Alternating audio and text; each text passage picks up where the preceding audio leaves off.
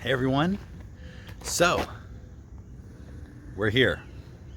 We're at the new property and I wanted to give you a tour. I don't even know where to begin. Let me sit for a second. So when we got here the other day, when it was officially ours, when we came to get our keys, I was pretty overwhelmed actually. Just standing in the middle of, about an acre and a half, which is so much bigger than what I'm coming from.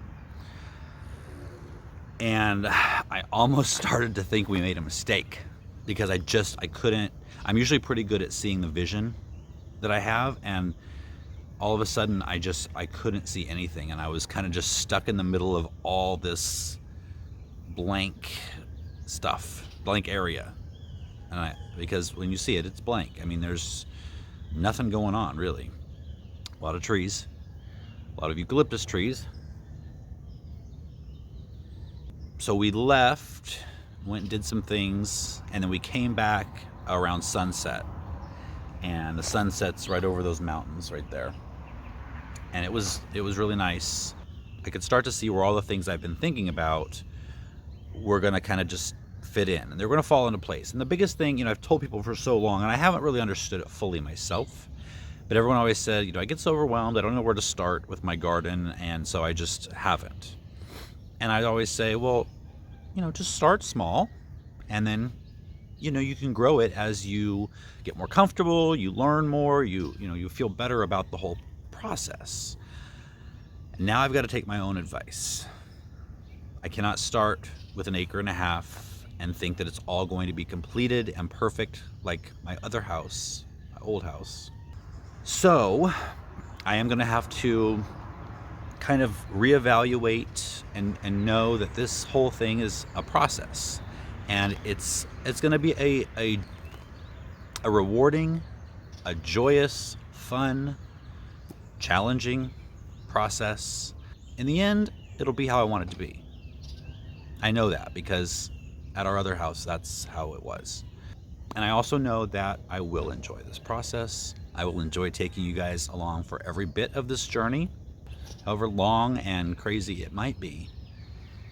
But anyway, as I was walking around, the plans that I had originally had, because we had only had, maybe an hour at the max here. Hour and a half maybe was the longest time we'd ever spent here. And it was midday. And so, you can't really evaluate an entire garden. You kind of know, okay, the sun kind of travels this path. But once I got here and evaluated, I realized that the plans that I had to be like literally flipped 180 degrees. So I'm going to start up at the front gate, and I'm going to bring you through and just give you a tour of the entire place. And I'm going to let you know during that tour kind of what my plans are for each of these spots, even though some of them may be a few years down the road. All right, let's get started. So this is the north side of our house. And this originally was going to be, because of this kind of ravine, this was going to be the Japanese garden. However, where I was going to put the vegetable garden, when I got here the other day, I noticed that a lot of the tall trees that aren't necessarily mine are shading that area for a good part of the day. So I don't have control over those trees. So this will be the vegetable garden, and it gets lots of sun. I am going to be terracing it because this is a fairly decent slant, more than you would want, especially for vegetables. But it will get pretty much full day. I mean, not pretty much, it gets all day sun from now until 5 o'clock at night. It also makes more sense to have it over here because this is the end of the house that the kitchen is on. And so you want, if you hear noise or see anything crazy, it's because we've already got the painters here working inside the house. But the vegetable garden should be near the kitchen, right? That should be the nearest place that it is. And so that it will be right outside the kitchen.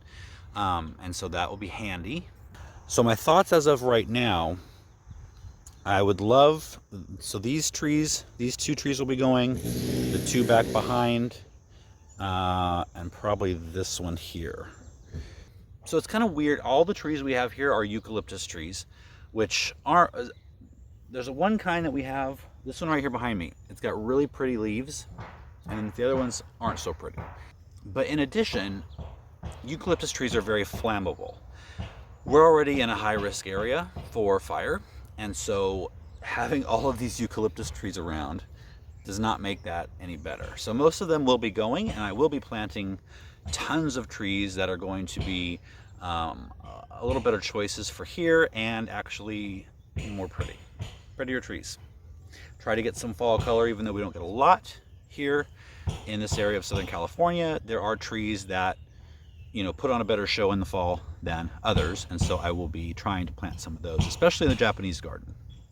So the idea here is along the fence, because obviously if you've seen my other garden, everything is, all the neighbors are blocked out, right? I like the feeling of seclusion. So this fence will be covered. There will be trees in the background masking the neighbors, and I would love to have a box border along probably this side and this side, and in the middle of that box border just fill it with lavender and Italian cypress, which, if you don't know what those are those tall evergreen trees over there that you see. Now, because of the slope there, I'm thinking 3 terraces. So one level steps down, another level steps down, and another level.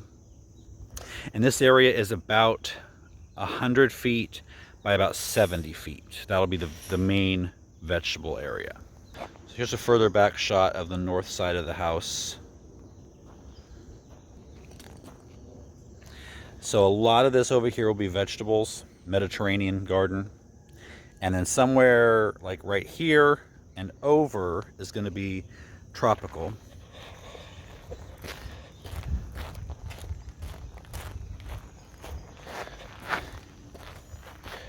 And right above that we have this entire expanse of patio. It's absolutely enormous. So in this area, it will still be a continuation of the tropical garden, and it's going to be our pool area.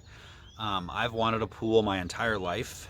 Noah wants a pool desperately. Emily wants a pool. Emily's parents have a pool, and we spend a lot of time in the summer in that pool, and we love it. That is something that's definitely a priority for us here. I don't know if we'll be starting it maybe in February. That's probably my plan. But it's going to be, I want the line to be blurred between, you know, pool and garden. And so I want to have rock work around the pool, keeping the tropical theme. I want plantable areas in that rock work around the pool. Now I'm going to be showing you a lot of space, and I don't know how much of that space is going to be for each of these things and how much is going to be for future expansion, because I just have no idea how to do gardening on a larger scale than what I was doing on my 8,000 square foot property. The property runs around this patio, and I love the view of the mountains here. It's going to be amazing. It goes completely all the way around the mountains here, and these trees block it. So I don't think I'm gonna cut them completely down, but I am going to lower them to, you know, maybe right here so you can see the mountains above them, and it'll just be more of a hedge. Okay, so let's head around this side of the house. This is actually outside the master bedroom, and this is going to be one of the first places that I start. This little deck here is our master bedroom, and I would love to be able to come out here and have coffee, or, you know, in the morning, look up at the mountains. And this area is very contained. It's got a nice retaining wall. It's a space that for me feels doable, like to start. Like if I could get this space managed, then I would feel pretty confident moving forward. I haven't planted anything here yet, and just looking at everything, like I said, is daunting. But this is an area that is manageable. I can do this. I can step back and look at the finished product and be like, okay, one down, however many more to go, but I can do this. You see a fence running right there, kind of a brownish orangish fence. That's coming down. Not sure why it was ever there. Our property goes another 75 feet beyond that fence. So that's going to give me a lot of room for future expansion. I'm pretty sure that the animals will go over there. The Japanese garden will be somewhere over there, because those trees right there, which are not mine, I don't think, some of them are going to shade some of that area. So vegetables would not work over there. Okay, so this is the front yard, quote unquote. As you can see, we're fully stocked in solar panels. But this is going to be the English garden. This whole area right here up to the driveway and down to the house, all English garden. Okay, so I'm standing right at the house looking back up to where I was just filming from. So all of this, and then beyond the driveway, on the other side of the driveway is a large, in fact this area probably has as much plantable space as my whole entire property that I used to live in. It's all full of succulents right now, which I'm not a huge fan of. I can appreciate them, but for me, this area would be better served, especially since it's right here with the English garden. I would love to have a humongous rose garden, flower garden, surrounding a beautiful gazebo. Not a tropical gazebo, but a nice white, maybe brick and white wood gazebo. And that would kind of be the view out our kitchen window. So this is the fence I was telling you about that's in the wrong place. Our property line actually goes to these trees. And right there is going to be a nemesis of mine. Aren't you?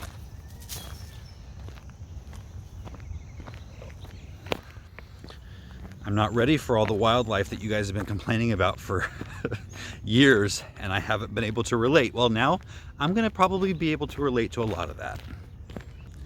So we've got a lot of work to do in this space.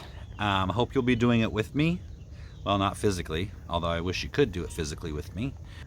But I'm going to appreciate having you guys as a support, as a cheerleader when I might need it. Because I'm just being honest. You know, this is, it's a big thing to take on. And I'm excited about it. I feel very blessed. I'm grateful. But it is daunting. So I hope you guys enjoyed the tour. It is a pretty blank canvas, like I said, and I am looking forward to filling it. And I can't wait to take you guys with me. I'll see you next time.